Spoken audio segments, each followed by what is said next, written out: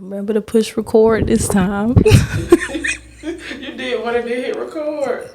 Y'all did the whole interview? No, we did maybe 7 minutes.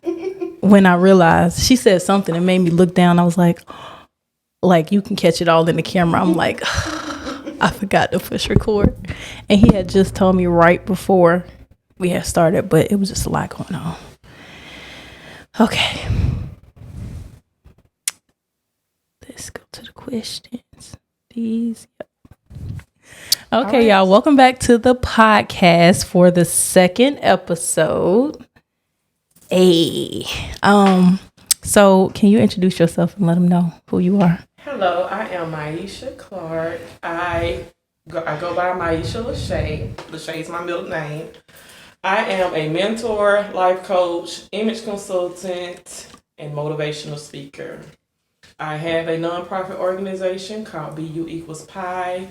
Pi stands for Purpose in Everyone, where we promote creativity, self-respect, self-love, honesty, compassion, finding your purpose, and direction. It's catered to preteen girls, to adult women, and we just focus on all those things, building a community, doing outreach to bring in more ladies and more girls that we can connect with and pour out those same things to them.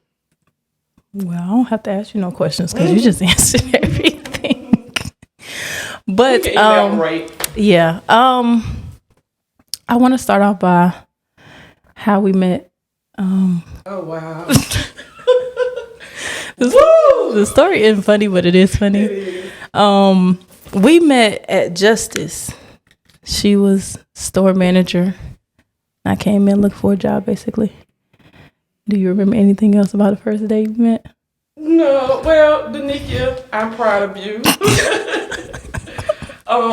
But no, I kind of,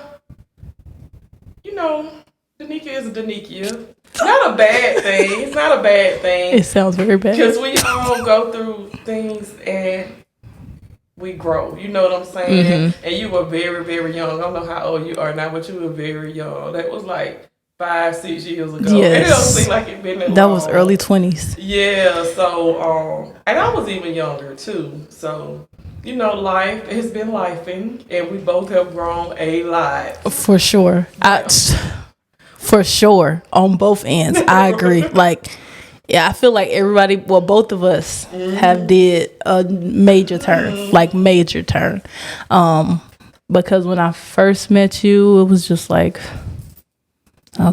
It's a lot. Exactly. But also, I had to realize too that I am called to the age group that you were at that time. And I had, and life actually taught me to be more understanding of kids at that age. Because they're really trying to find themselves. Yeah.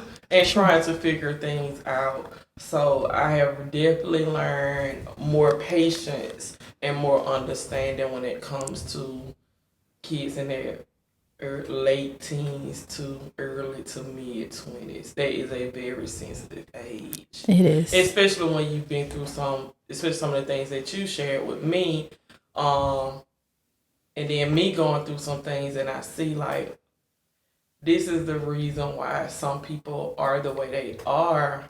And even I had been through some stuff before then, but I didn't think it affected me until going all into the interview, until going to therapy and what some people call shadow work, reaching deep inside myself and saying, hey, or just stuff happening that trigger a response, and I thought it didn't bother me, but yeah, so you never really realize how many things bother you until something you happens. Exactly, or you have to actually express how you feel about it, and then it's oh, that really did, it really did hit me in the soul real quick. But back to what you were saying, I always thought Danikia was a smart girl, very ambitious, and trying to figure out which path she should take, and I'm glad you're figuring it out. And figuring, yeah, because it ain't figured out for sure. That's what life is. Life is all about just keep figuring it out. No, trying to in a way. Exactly. And staying on the path, really. Yeah, I agree. We'll never have it all figured out. Never. It's too many things in life that you just can't. But I do have a series of questions that I do want to ask you about, which I didn't know. I knew you were getting into it, but I didn't know that you had like the business and everything behind it. So it was very interesting when I did see it and you were doing events and stuff. So it was very interesting. But I do want to know more about it because I'm looking to find a therapist, I should say. Just because, like you said, it's a lot of things that at an early age that you experience. And I know I haven't dealt with most of the things that have happened to me and or happened in the process of my life. So I do want to work on those things just because I want to be a better person. And of course, like I said, I have grown, but I know I'm not where I should be right now. So insight on life coaching and mentoring will definitely help with those things also. So just tell me, what exactly does a life coach do? A life coach is not a therapist, but they can kind of aid in the process. Because with a therapist, you'll talk more about your emotional needs, your feelings, and your thoughts. A life coach kind of help you hit the ground running, like help give you direction. They can give you like some advice on certain things, but they really just kind of help you work through things and kind of give you more direction. Pretty much life directions, but they allow you to come up with, they walk you through it, but help you gain insight on a lot of things. Okay. So are there specific areas to it? Is there like, how everything is broad, but it has is there something specific to life coaching? Yes, because you have to know, of course, in marketing, your ideal client. So my ideal client are women. I will deal with some men, because believe it or not, men deal with some of the same stuff that women deal with. So I have coached some men, but women that deal with confidence issues, direction, purpose, dealing with grief, because I deal with grief, and we'll talk about that in a little bit. But grief, and grief is not only when someone dies. Just trying to find yourself, because a lot of times women get caught up in being a wife, being a mom, working. If they involved in ministry at church, they focus more on the hats they wear instead of focusing on them, who they are. So that's why a lot of like the t-shirts and stuff that I design, or a lot of my posts or my lives, is geared towards a person finding who they are and not just their actions or their duties that they do, because it's more to you than that. And I always promote self-care, taking time out for yourself. Whether you married, got a bunch of kids, single, or whatever, you always have to take time for yourself. Right. So I'm glad you mentioned that you do lives, because I tune in on a couple of them, get my little fix for the week and keep it moving. But do you have a schedule for going live, or you just do it whenever you feel like? Every time I do, I'm going to be honest, every time I try to put myself on a schedule, I kind of don't. So it's usually when the spirit hits, but I really want to be more consistent. Sometimes I do like challenges for myself where I'll go live 14 days straight or 28 days straight. But I really want it to be something of substance and something meaningful. Because sometimes when you get too, I can't think of the word. When you get too routine, you can kind of get blocked. Right. So I want it to be something in the moment, per se. Sometimes, like I said, sometimes I will schedule them and do them, but for the most part, it's whatever God lead on my heart, or it's a topic that is trending or something like that. I really want to talk about something soon, so I'm gonna go live. I do something too called Tuesday Let's Talk. I didn't do one today, but sometimes people will give input, and I'll kind of feed off of that also. Okay. So I know what people want to talk about. Okay. Okay. So, what is it that you love about coaching or mentoring people? Seeing the transition in the people that I coach or mentor, seeing how they were when we first started, and seeing the growth. And a lot of times it's hard for that person to see the growth because a lot of times, and we're human, we'll focus on the negative or focus on the bad thing, the negative that we see, and not the positives. So being able to see those improvements. So for instance, one little girl that I was mentoring, when she first came, she wouldn't look anybody in their eyes. She never smiled. She never talked. But as she met with us, I could see her opening up, being more open with the girls, being more open with me, So it feels good to see that. And it feels good to see someone stepping outside their comfort zone and doing some of the things that they always wanted to do. Okay. Okay, what challenges have you faced while coaching or mentoring? Okay, so, and this is a testimony. I was just talking to someone a few days ago about this. A lot of times when you're called to do something or your purpose to do something, those are the areas that you're triggered the most. Mm-hmm. So if I'm dealing with confidence or I'm dealing with purpose, I'm dealing with these things, I'm helping other people. Sometimes you're challenged with it also. Yeah. So that's something that you constantly have to work through. And even if you don't feel like it, do it anyway. Because every time I say, I ain't doing it no more, it ain't working, it ain't doing anything, I'm called to do something. Right. Someone may call me to speak, or I may pull off an event and it's a success and I'm embraced, or just someone will need me.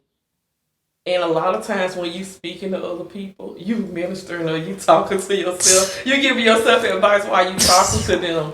So it's a constant reminder that that's what I'm supposed to be doing.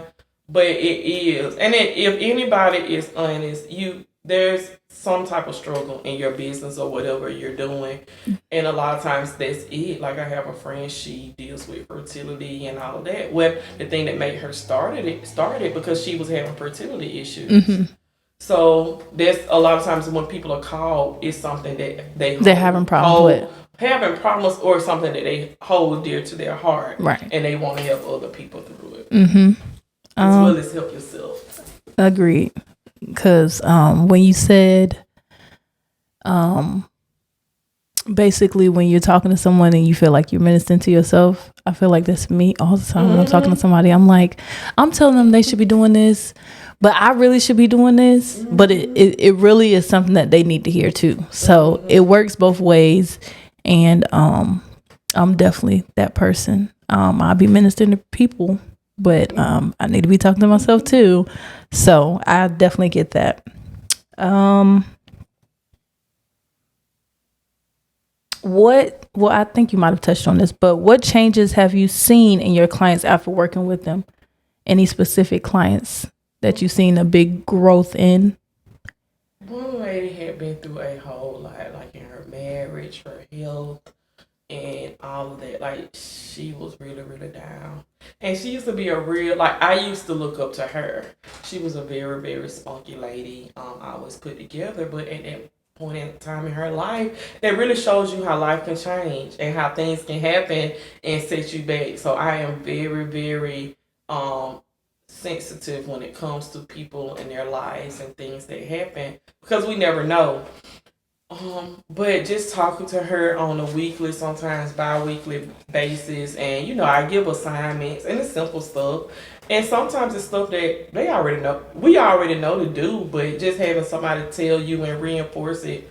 But I really saw her come back into herself, who she's always been. But life will knock you down, but just to see somebody get back up, and sometimes getting up is the hardest thing to do. To see somebody get back up and see them moving and see them moving around and doing things that they used to like to do before all that tragedy happened, it really, really, it does something to you, especially to know that, I'm not the, person or whatever, but I had a hand in it. I had a hand in her building herself back up. Okay. I like that. Because like you said, you want to be a part of that journey.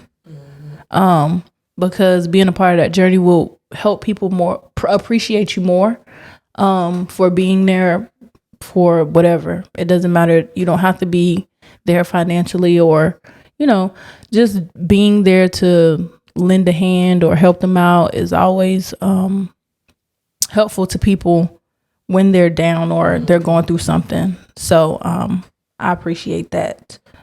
You did say that you have put on a few things that you thought was a success, right? What is your definition of a successful, I guess, event? Yeah. Well, I'm still learning on event planning.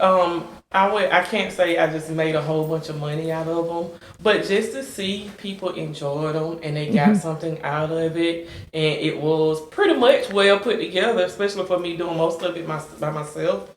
But just to see people get out and enjoy themselves and feel free, because the ones especially the ones for adults, they're usually for women, and like I said before, women with a lot of hats. Well, this is a day where they can put all those hats aside. I usually have ministers there, people in the community, and all of that. But that day, they're just a woman. Right. You're not sister such and such, pastor such and such. You're just whatever your first name is, and you come in, relax, and we cater to you. And I put on 2 of those, and both of those were really, really nice success. And I do events for my mentoring group quite often. Actually, last week we did affirmation boards, and it was really, really nice. I've seen that, and I was like, oh, that looks interesting. I didn't know what it was, but I was like, oh, okay, that's nice, that's cute. It was a lot of young kids participating, as I seen from the pictures, and it looked very intriguing and interesting. So I did see that on social media. Okay, so question: what advice would you give to someone who is struggling with making a significant change in their life or overcoming something in their life? What advice would you give? You have to be honest with yourself, because you're the one that matters. I can only speak for us because I'm us. We have the tendency of sweeping things up under the rug, of putting them in a packed closet, and act like that didn't happen, or that doesn't, like I said, thinking stuff didn't bother me when it did. Acknowledge what it is that you're dealing with, and know how it makes you feel, and find ways to deal with it, whether that be talking to a coach, talking to a friend that you trust, going to therapy, or all of the above. I do a lot to keep my mental health intact. A lot, because I know how easy it is to be right there on the cliff. And one little thing, I might would have jumped. So, figuring out those things that can help you get better. And it's different for everybody. So it's kind of hard to say what, but I know I do drum therapy, I do group therapy, I journal, I spend time in nature, I go to church, I talk to people. And one thing that I tell people, you have to find a safe place. Every place is not safe. Right. And I had to learn that in my journey. You feel like you can talk to everybody about what you're going through. People are judgmental. They make up stories. You may tell them one thing and they think that's the whole story, and that's not the whole story, but they will make that your whole story. So anytime something is wrong, they go into that one thing when you may have like 10,000 things that you're dealing with, but they go to the one thing that has the least to do with it. Exactly. And a lot of times, if you're inside of a place that's not safe, it'll trigger you even more and cause more trauma. So you really, and it's a learning process, because sometimes you think you're in a safe place and you're not. But it's a learning process. But when you find that safe place, stay in safe places. And when you see that they're not safe, run. Or, you have to, I always tell my clients, you have to compartmentalize people. Like, it's like a circle. And You make little compartments, and you have to know where to put each person in your life. I never thought of that. Yes. That's interesting. Like, okay, and I ain't saying, just say you got a group of friends. You know, if you in need financially, you know who to go to. Who you can go to. Right. If you need somebody to help you with your business, you know who to go to. If you need some advice or you just need to vent, you need to know who you. And they need to do the same thing for you. Right. I can't be looking for a safe place if I'm not a safe place. Right. That's wrong. Yeah. So, just making sure that it's reciprocated too. Wow, that really, I didn't think about that. It's like keeping people in their own specific area. Okay. I like that. Now that's going to get me to thinking, because I'm like, draw your circle, girl. At this point, that's what's next. Because I need to know who is for what. Because it's sometimes you think like, oh, I can go to this person for this and this and this. And then it's like, you don't get the outcome that you want. And then it's like, I don't even know why I went to them. I just experienced that last week. Exactly. It's like, it hurts too. It hurts. So I have to continue to work on it too. But, and then sometimes it's seasons too, what I'm learning. That person, they may have been that person a few seasons ago, but maybe not in this season. Wow. It's deep. Life is deep. It is so really deep. I'm sitting here thinking like, hey, I think I'm on a little mentoring right now.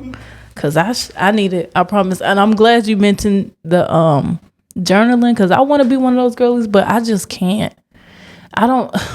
So what I do a lot, and I don't know if you know this, sometimes I just write a poem. Like if I'm up late, and it usually hits me late at night on Facebook, and somebody say you need to patent your poetry or whatever. But a lot of times it's just thoughts, and my thoughts do come out like in a poetry form. But in your notes in your phone, you don't like think outside the box. In your notes in your phone or piece of paper, Gerald, I hate today or whatever, but just to get it out, And another thing I've done is visual journaling.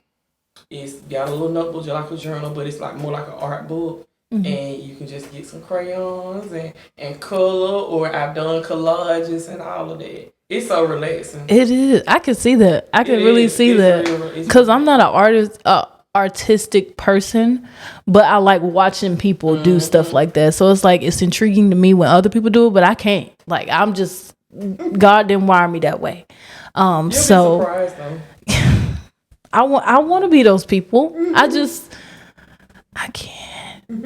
I can't. Because that's why I got an idea for the affirmation boards. Because the last 2 times I did visual journaling, I end up making collages. And some of the kids say, "We don't want to do no vision board. We tired of doing vision board." I said, "Well, we're gonna use these magazines on collect it." So I was like, "Well, if we can do affirmation boards, and it's good. It's cool because when you do them, you're gonna put like positive stuff on right." There. And you can go back and look at all those positive words, statements, pictures, or whatever. So, yeah,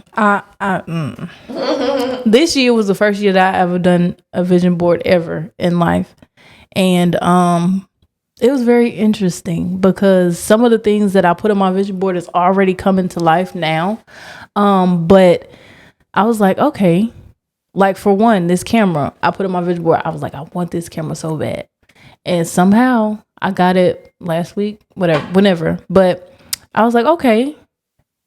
I started eating healthier. I ain't gonna say healthy, but healthier options. That was on my vision board, so that's coming to pass. It's like it's a lot of things that's on my vision board. I'm like, okay, maybe I should do this more often because I've never done it. It does. When you write stuff down and you start checking it off. I'm like, oh my God. And then one girl, she made the statement. She said, I look back at my vision board from last year, and a lot of the things I exceeded. Mm-hmm. She said that let me know that I need to think bigger. Yeah, like think bigger and and we tend to do that. Think on a smaller scale. When we pretty much can have whatever we want. That's the attitude I'm on. I'm walking around. Whatever I want, I can have it. You said you want that camera, right? You got it. I got it. Ain't no cheap camera either. It ain't. I mean, I got it on the deal, but it definitely ain't cheap. Yeah, you got it. So you can have whatever you want. Yeah. We just have to believe it. And if we don't get it, we're gonna get something even better. Yep. Yeah, I agree. So, I'm a add that video to the Cars Division board. So make sure y'all go look at that. Okay, let's see. I didn't have that many questions. Okay, so when did you develop an interest in coaching? Okay, this is kind of so kind of long, but this is what happened. So it's pretty much I'm gonna end up telling my story. Okay. So I always like Danica said, we met. I was working in retail. I was a manager, and I've been in retail. Oh my God, for like 21 years. I have been in retail 21 years. So if anybody knows about anything about retail, you work a lot, mostly weekends, during the week. So any extra things you really don't have time to do. But I always wanted to be involved in the community. I would say, they're like, well, what do you want to do, Maiesha? And don't get me wrong, I love retail because I love people, love the customers, and I love clothes. But I would say I want to be a philanthropist. I want to be in the community. I want to do stuff in the community. And I remember saying it. And one of my old bosses actually reminded me that a few weeks ago I ran into her. She said, I'm watching you. And she's like, remember, you said that's what you wanted to do. I forgot all about that. But, like I said before, like life be lifing. And a lot of times it kind of pushes you into your purpose. So, I'm just working, making my little money or whatever, had my family. Well, in 2019, of course, I lost my daughter. She was 21 years old, my only child. And going through that, I kind of had the urge to help people. Like, I knew what I was feeling, grief-stricken, so it helped me to understand with other people. Mind you, I always had a soft spot for people that were grieving. But this intensified it. So I started helping, inviting people to my grief group and talking to people that were losing people. But it was still early in my journey, but I still wanted to help people. And I just felt like it was more to me than just working at the store and knowing that I really wanted to do something else.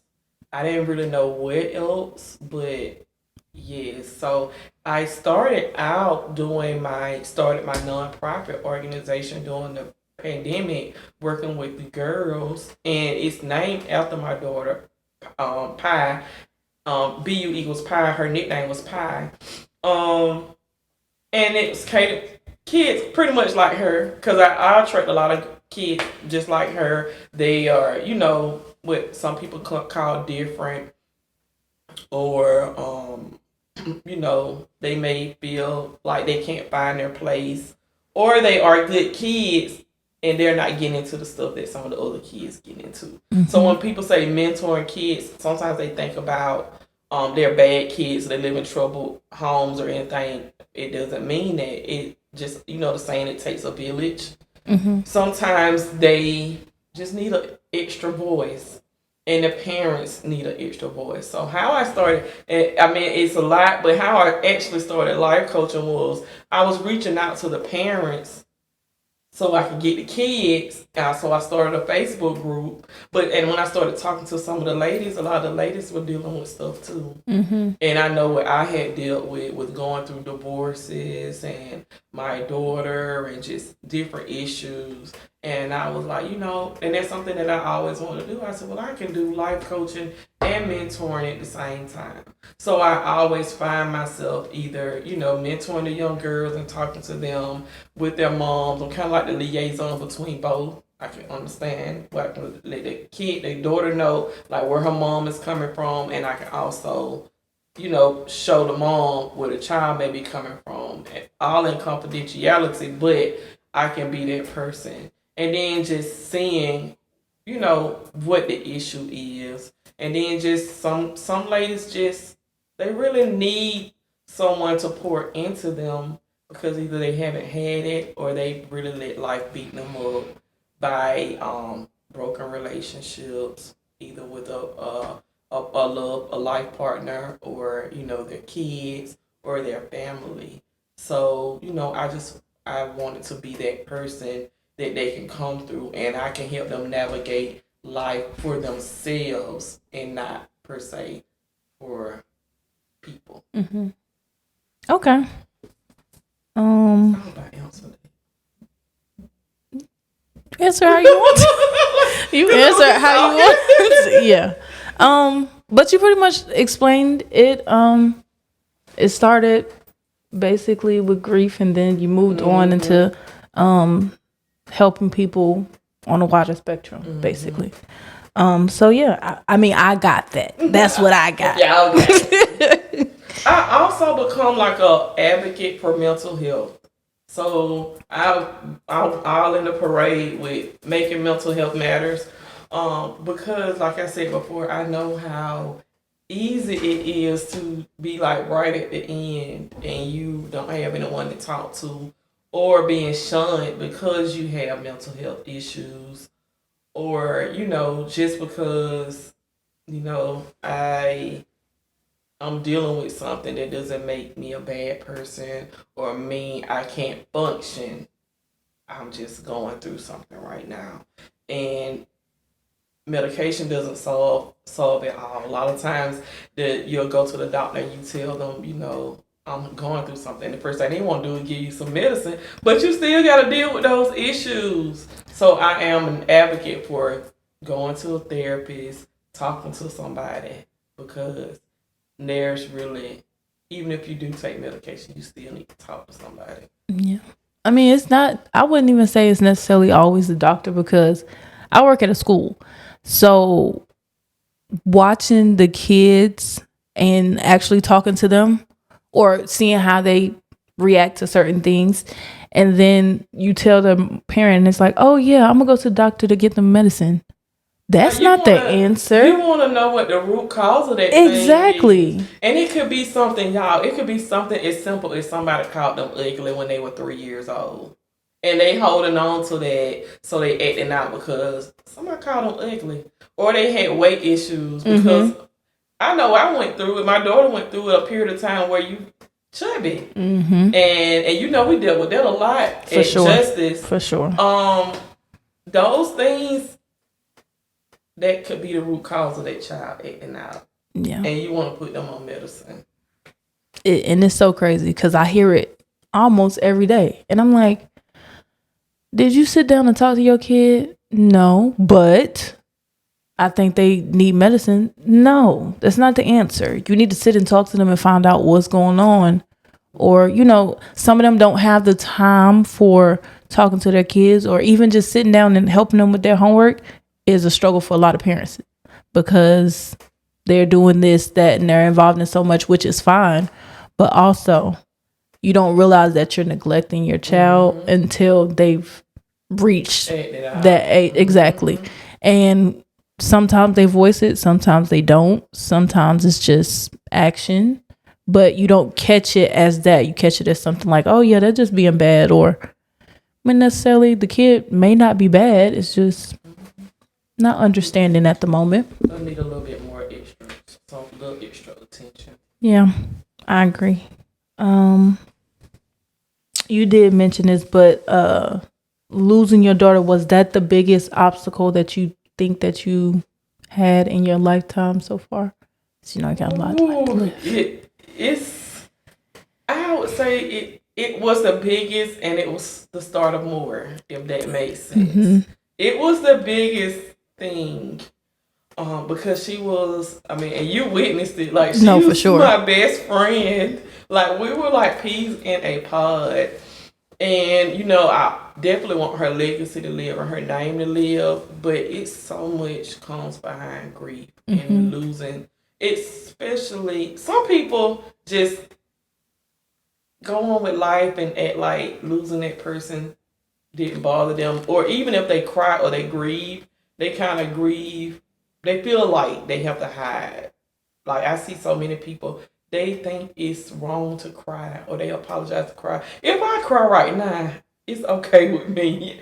I have no problem with letting my emotions flow. But like it was the start of more things because and a lot of people may say people that are grieving, they may use their grief as an excuse. It's not using grief as an excuse, but even when grieving someone, you still have to do the rest of your life. Mm-hmm. And even without grieving, life is a lot. Yeah. So job loss, I ended up going through a divorce, some friends and family that I thought would always be there, they're not necessarily there. And a lot of times people feel like, oh, it's been a year, she should be okay. Go on back to the person that I was before, but life changes you. Exactly. I don't care what it is. Every time something happens, especially if it's traumatic, it changes you. Mm-hmm. So when you become a different person, you grow, some things you may, be triggered or whatever. So it definitely was the big thing, but it also brought a lot of other things. And I think that's, to me, that's one of the hardest things about grieving somebody is when no one else understands and you can't make them understand. Either they want to understand or they don't. And that's one of the hardest things to deal with when you're grieving somebody. But yes, it still is huge. Her actual death anniversary was February 19th. Mm-hmm. And you never really know how your emotions or how you're gonna react to different dates. So sometimes we dread in the grief community. We dread certain dates, birthday, me being a mom, Mother's Day, or her death date, or just any significant date. I didn't know that I was gonna have a hard time, but I did. But it was also an accumulation of all the other things that I've been left to deal with. Because losing her, because she was my left and right hand. And then a lot, like I said, some people, trickled off after. It kind of left me, just me. Mm-hmm. I got friends and stuff, but when it boils down, when it's just you, and I think you will understand too, because you've been living, making it, other than your friends and shit, but it's just me. So I have to deal with all those things myself. Yeah. That can be hard. No, for real. Like, honestly, like, it's not even just, like me, for instance, I can be filled in a room with a whole bunch of people and still feel like I'm alone. And I don't know what that is just yet. I'm gonna go to therapy for it. But I've been having that for a long time. And I've prayed about it for sure. And I at one point I thought it was just being in the wrong friend group. Mm-hmm. But I don't think necessarily that's what it was. It's just ever since, y'all may know, I did post a video, but losing my mom at 3 years old, I think ever since then, it was just like even though I had my family, I didn't feel. It's because it's like a void. Yeah. Yeah. Speaking of, I didn't want to cut you off. I'm done. So that's what my next event is in May. I'm in the planning process now. It's going to talk about mothers, heart of the mothers. And one of the things I'm going to deal with, where we're going to talk about, is like just if a child loses their mother, not even a child, an adult, still missing your mother and not really having a mother figure. And a lot of times people think, I don't have any kids, I don't have a mother, but there's always someone that needs a mother. Mm-hmm. One of my mentors, she doesn't have any kids, but I can say she's like a mother to me because she is very nurturing and she knows what to say. She knows when not to say nothing. She knows when to say something. But that is really needed. Mm-hmm. We need mothers. And like I said, it doesn't have to be a natural mother, and especially women. Even if you have your mother, you can have a lot of, we need mothering. We need that nurture we need to be nurtured from someone, and we also need to do the same thing for Right. other people. So that'll be my theme. So hopefully you can make it. What date? What's May it? 21st. May 21st. Okay, I'm gonna try to make it. Y'all need to try to make it too. Okay. Okay. What skills or experience have you gained outside of coaching? Ooh. That was hard. Well, of course, I have leadership and management skills from working in retail for so long. So that actually helps me in a lot of things. And I do believe in extra education, not only like college and stuff like that. And I'm thinking about going back. So y'all pray for me. But like taking these classes and stuff and mastermind classes and stuff like that. So right now I'm in a program called Urban Leadership. Program with Pastor Dominique Johnson, and I have learned a lot. Like, I really like programs like that because you learn a lot, you meet a lot of people in the community, and believe it or not, Macon has a lot of programs, a lot of stuff, a lot of people you can learn from, and it doesn't always cost anything. Sometimes you can just go and hear a speaker and learn something. So I've been very mindful about getting out in the community, getting around people that I can learn from, even when like people host these brunches and stuff like that. So I make sure that I try to attend those. A lot of dates run into each other though. They really do. Yeah. You never realize how much is going on until you get to the day and you're like, oh, I got to do this and this and this and this. And by the time you get to the third thing, the day is over. Yes. So I definitely understand that. But I've been trying to learn a lot of stuff.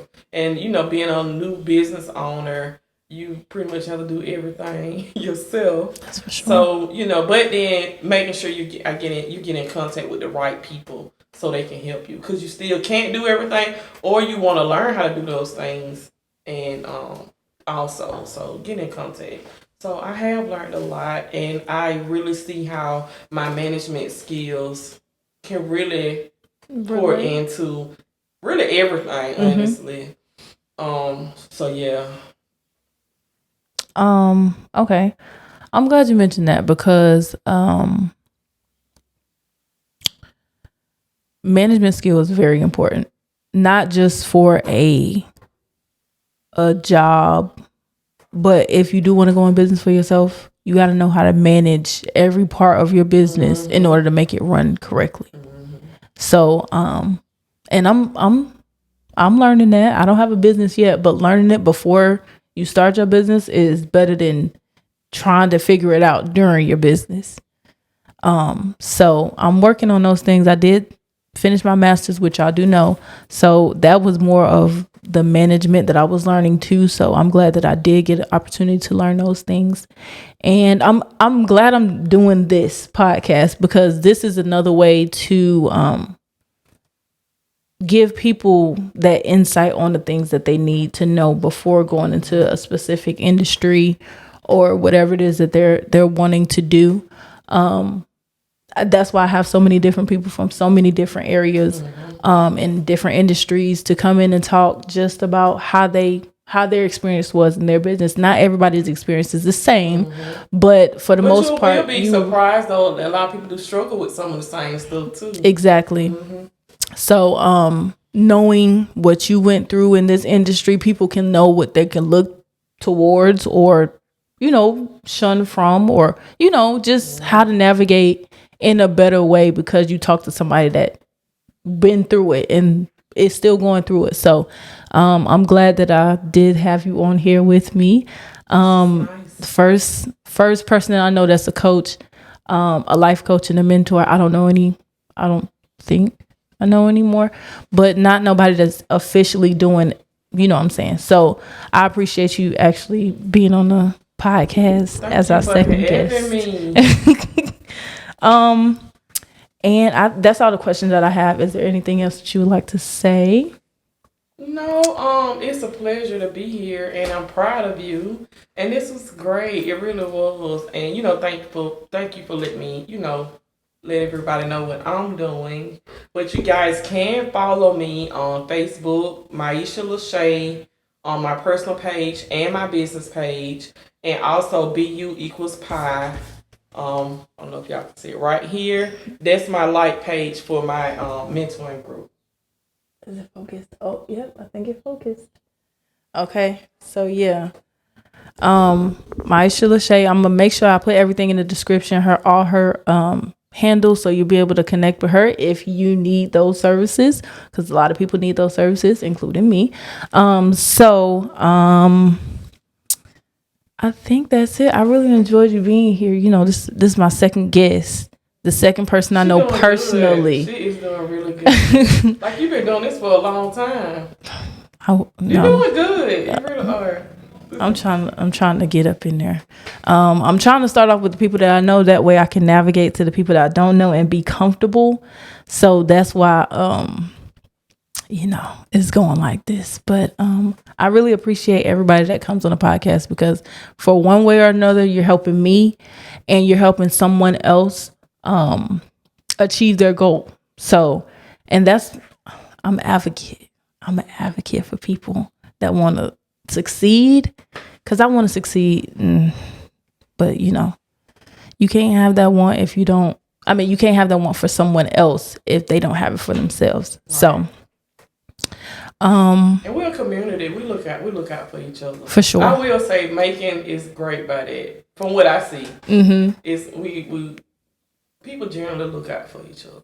I would agree in some aspects. Yeah. Some people. So you weed out the ones that don't, and they usually fall off anyway. That's true. That's true.